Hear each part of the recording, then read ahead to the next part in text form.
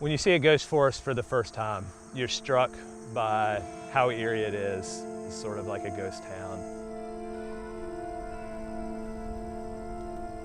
This ground is now too salty and too wet to support living trees.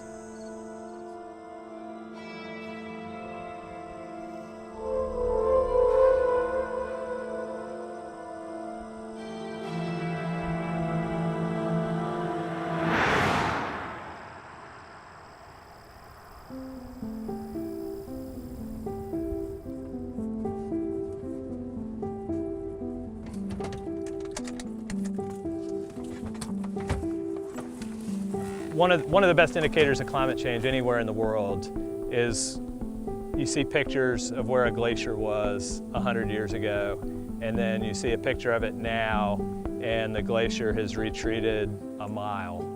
But here we've got dead trees that mark where the land was 10, 20, 50 years ago.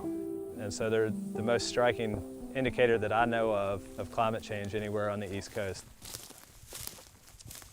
But only recently have scientists been documenting how fast they're dying and how fast the forest is retreating. When the tree was young, it was growing very fast. These rings are spread wide apart. And then as the tree became older and probably subject to more salt and waterlogged soils, now the tree rings are really, really small. So this tree is barely growing now. Yeah, about probably deeper.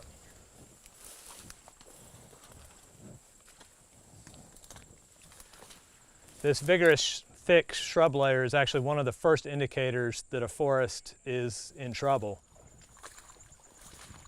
And at this point, we've transitioned from being in a forest to actually being in a real full-fledged marsh. The rate of forest retreat has accelerated. It's tripled or quadrupled over the last 100 years. And that acceleration in the forest retreat can be attributed directly to climatic-driven rising sea levels.